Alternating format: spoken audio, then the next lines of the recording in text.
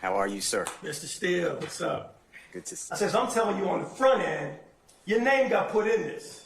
I'm trying to hit you on the thing. You said Young Thug got crazy hair like a girl. This kid is named Jeffrey Williams. That's the Young Thug you talking about? I went right into it. I said, listen, I'm working an investigation. Your man Bean. Hey, how long have you known Thug? You say you knew his daddy. I've been on his daddy since the football field. Is Adrian Bean the first person to bring up the name Young Thug? Yes. Was the only time you heard about Thug's involvement on the jail calls that you were listening to prior to this interview? Yes, ma'am.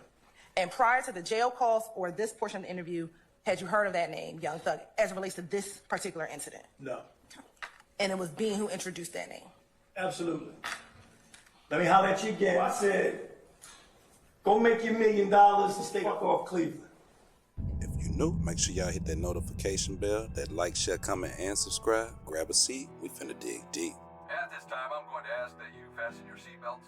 What's up, YouTube family, and welcome back to the ongoing coverage of the Young Thug Rico case. I'm your host, Jay, and today marks day 47 of that trial, where we give our breakdown and recap of the daily events. Today, the defense team has begun to cross-examine the state's witness, Mr. Quinn, regarding Young Thug's involvement. Ironically and unfortunately, day 47 started out with the judge ruling in favor of the state and going completely against the motion filed by YSL Still last week to actually have this evidence omitted. Now, what's significant about this whole playing situation is that Bean's statement is the only thing that actually places Young Thug there at the scene. But is Atlanta's very own prepped enough to actually convince the jury? And with the state taking the lead, the state aims to challenge the defense's narrative and shed light on the crucial aspects of Young Thug's true involvement in alleged Rico activity.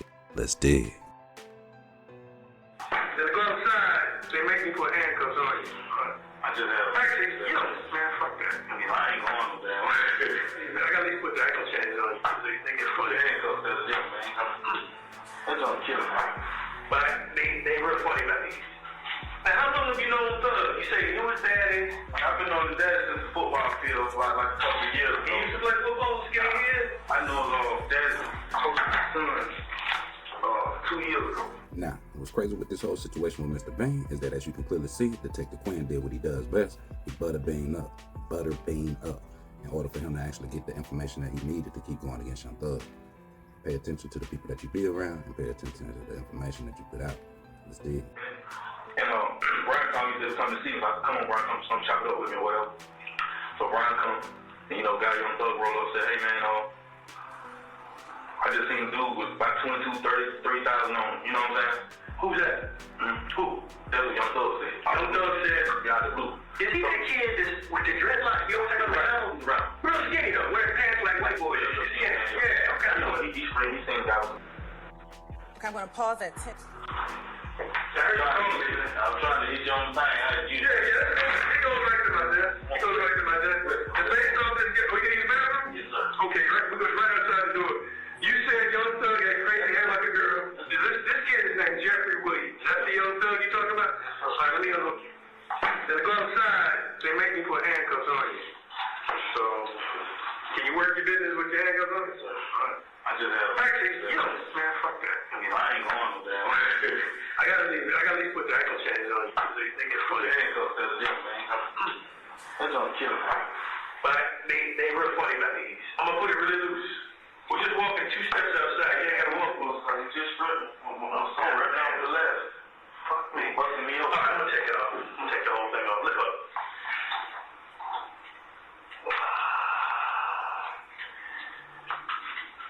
And how long have you known Thug? You say you knew his daddy. I've been on his daddy since the football field for like a couple of years ago. He used to play football with skinny kids? I know his dad's coaching his son 2 years ago. Alright, I gotta put on the fan. No, put it on front.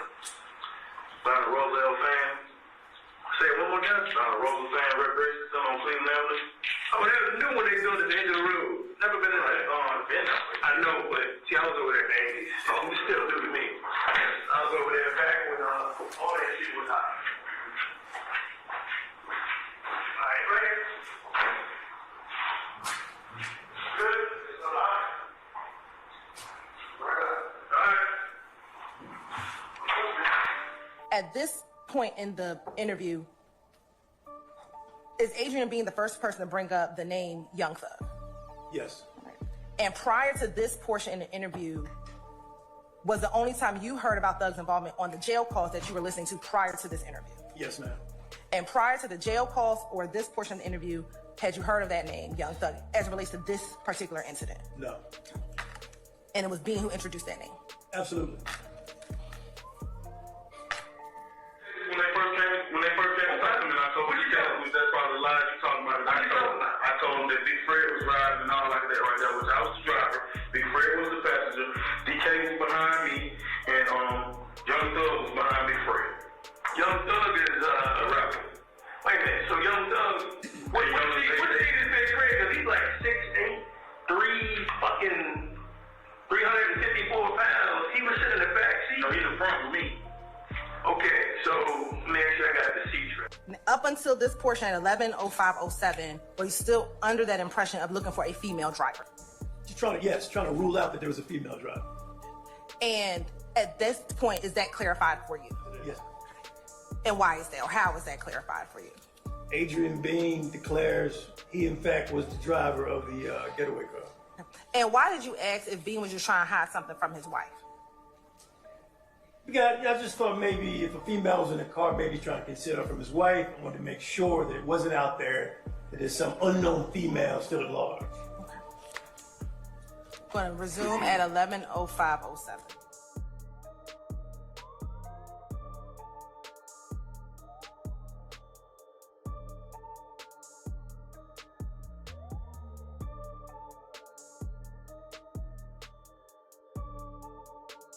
Why do y'all talk like that on the jail phone? Y'all know we listen.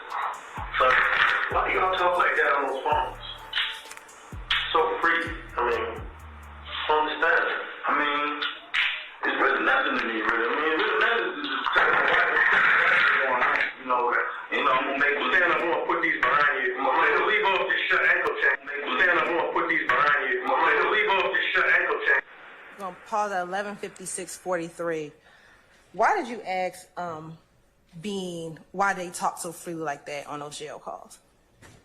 Personally, I just always, in my history working in Atlanta Police Homicide, once we got tapes, I would just ask people after I spoke with them, why you talking on the tape?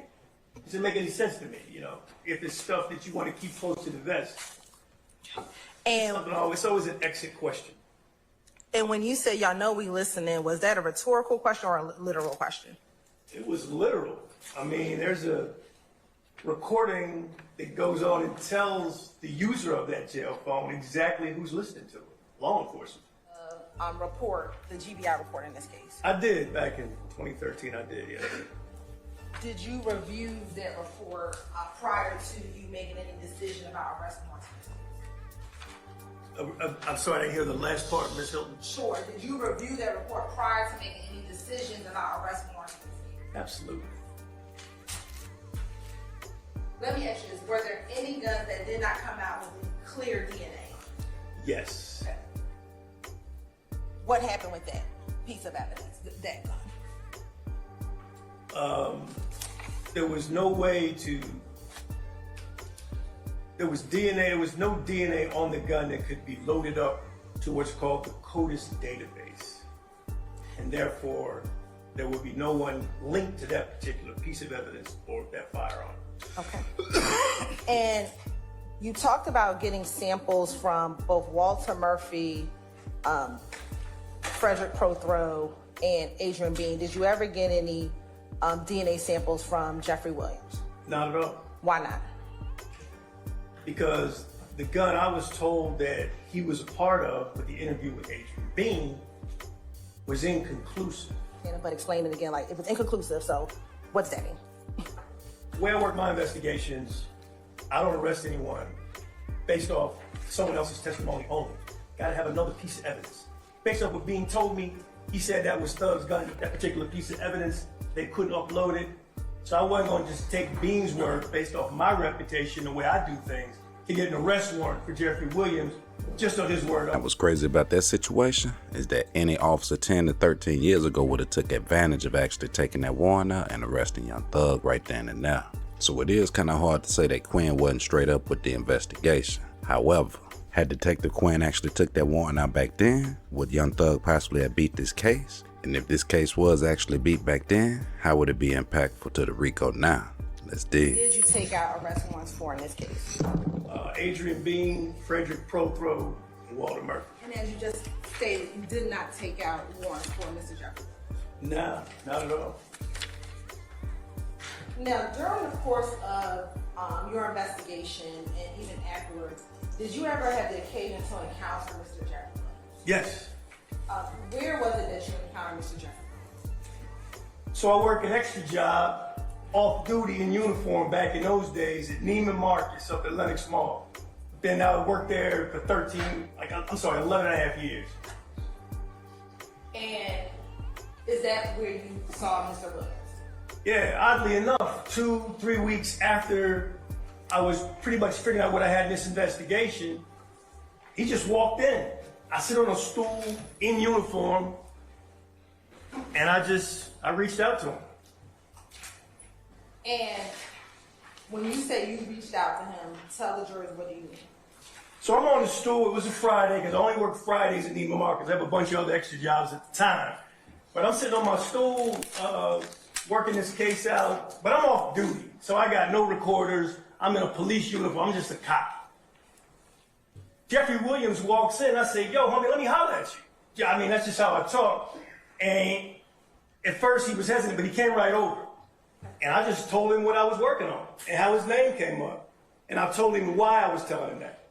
So let me kind of go back. You talked about your extra job and you only worked on Friday. How many times did you see Mr. Williams at Neiman Marcus?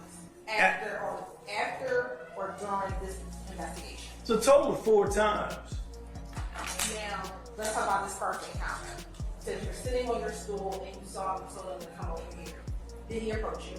He came on over. Okay. And what, if anything, did you say to him when he approached you? I went right into it. I said, listen, I'm working an investigation. Your man Bean, I don't know whether he's your friend or not, but he put your name in that big explosion where the car went into the laundromat up on Cleveland Avenue in Old Hayville. I said, he put you in the car. He says that you even had a gun, you were in the car, and you got away.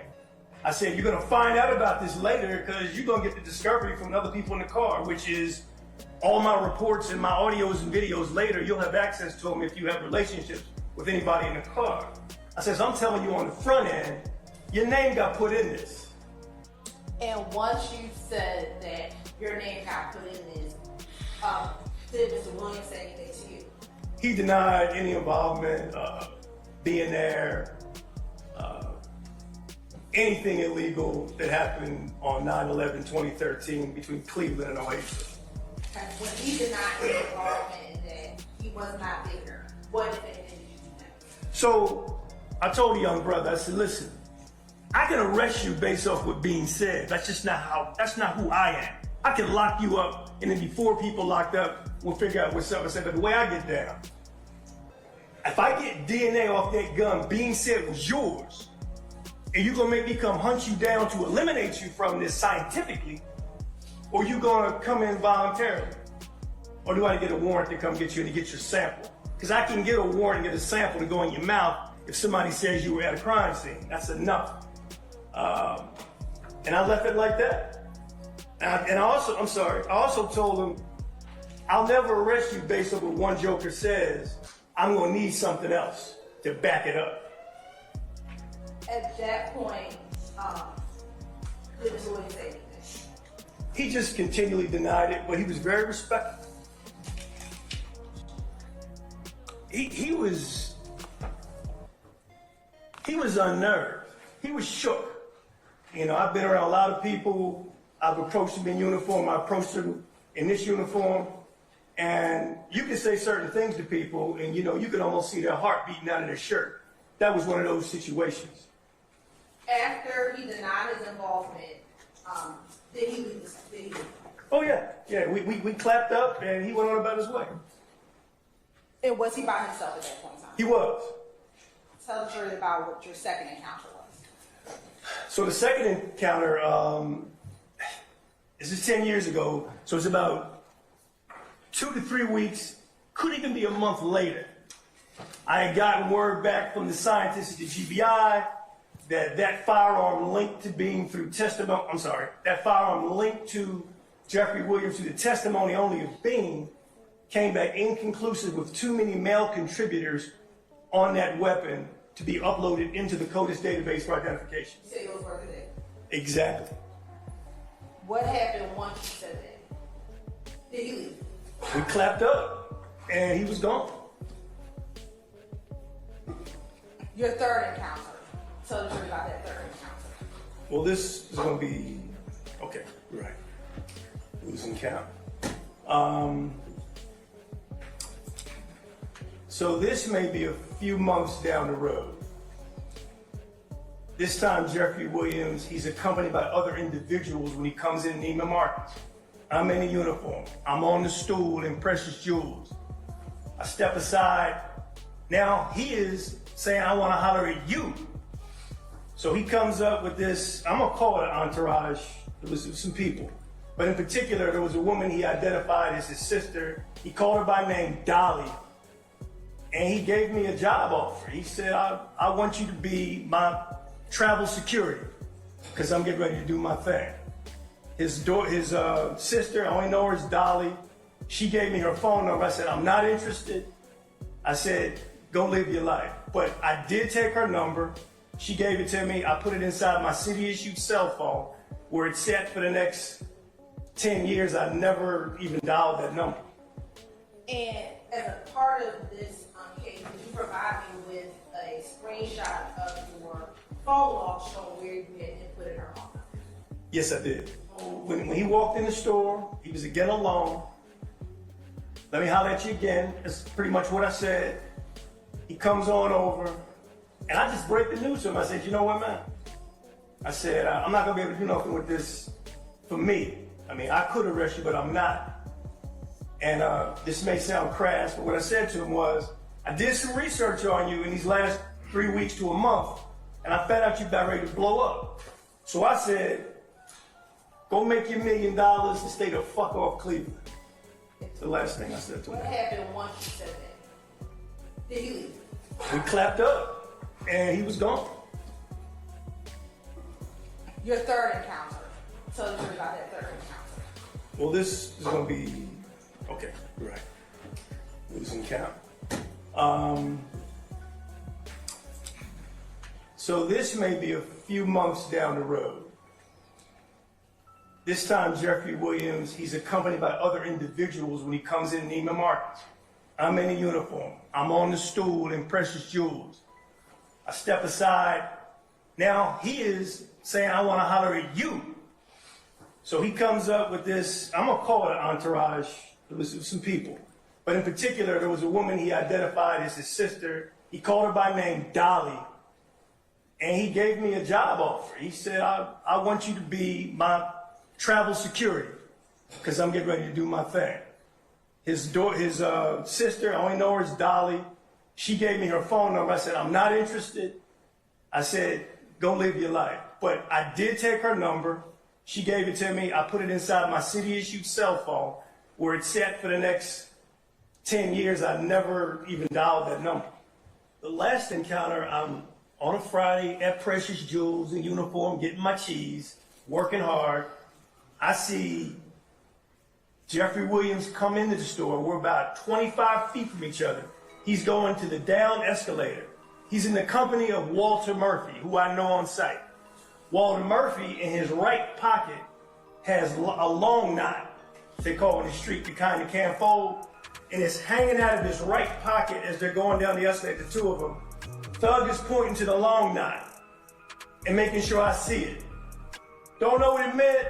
I mean, I can have an opinion, but that was it. I waved at him, and they went downstairs, and I guess they bought some items. Now here is where I say it fell back on Thug. For one, it seemed like Thug actually got too big for where he was. And for two, it's almost like he knew there was an investigation that was brewing, but he still didn't take heed. As Thug said, did he let that money and that power get to his head? Or did he simply just not understand or grasp that concept that he got the attention of the feds? Is there anything that the defense could possibly do to make Quinn recant on the statements that he said? And yeah, while I thought it would have been Mr. Adams getting up, We actually got Mr. Matt Shard instead. Let's dig. Hi, sorry. I don't know. There are people out there, but I don't know what they carry. I don't know how they record information. Okay. Do you have a recording from this initial statement given by Mr. Nava Flores? I do not. Do you have an APD? Yes, sir. Can I say this? Yes. I don't know if it was recorded or was it just a verbal statement. Because verbal statements are statements just like recorded statements. Technology has not changed facts or information. And as far as APD, they also have what's known as written statement forms, correct? Where witnesses can write down a statement.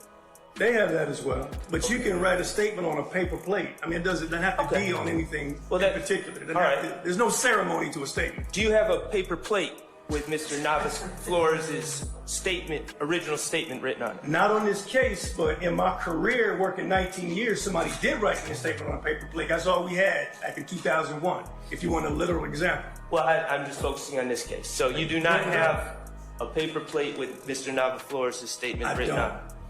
What about a written statement form used by APD? Do you have a written statement form with Mr. Nava Flores' original statement? I do not. Okay.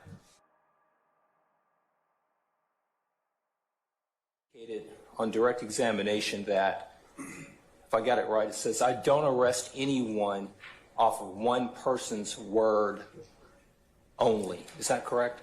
That's generally my practice. Okay. And that's your practice because you want additional corroborative evidence other than just a person's word, right?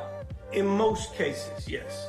And the reason you want that is because when people give you a story or statement, A, they could be telling the truth, correct?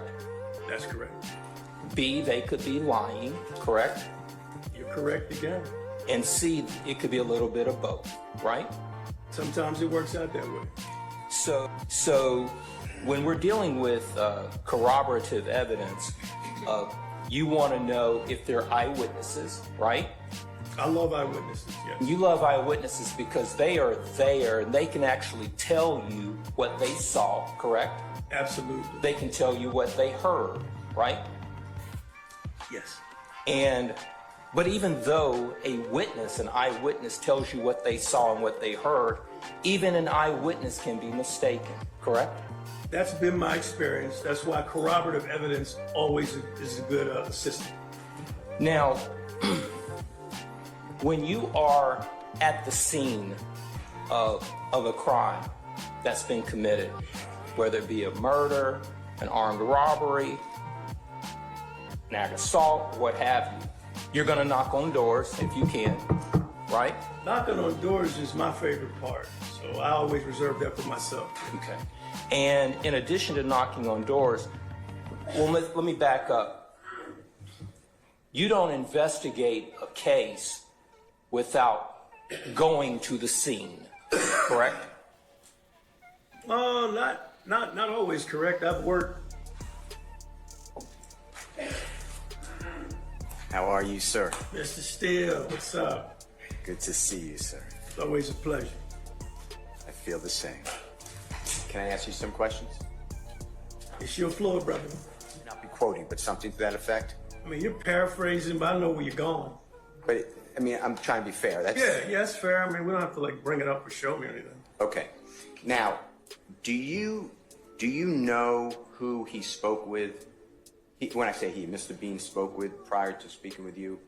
Not at all. Do you know what the location of this interrogation, interview, meeting, whatever you want to call it? I can only assume, which I don't think I can even say what it would assume unless you want me to. Well, assumptions don't help. So. Oh, they help in this situation, I think. Well, do you know? How about Nope. that? All right. Do you know what questions were asked of Mr. Bean? I know nothing because no one gave me anything in written form or verbal form for me to evaluate. Or recording, I guess. Right? Correct. And I think it's obvious now, but you don't know the answers given. I don't. All right. But you did, for the jurors, send or direct or ask co-workers to go down to interview, meet with, speak with, interrogate, whatever word you want attached to it, Mr. Fred Prothro. True. Yeah, not just Fred Profro, Walter Murphy as well. I was about to get to.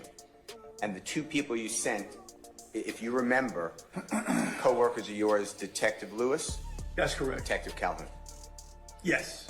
And do you know, whether the meeting with Mr. Fred Prothro was recorded by Detective Calhoun at the Grady Hospital on September 11, 2013? He gave me a written statement. I don't remember the recording. It may have been. I don't remember. Okay. Is there anything that you have in front of you that would refresh your memory? And if not, No. okay.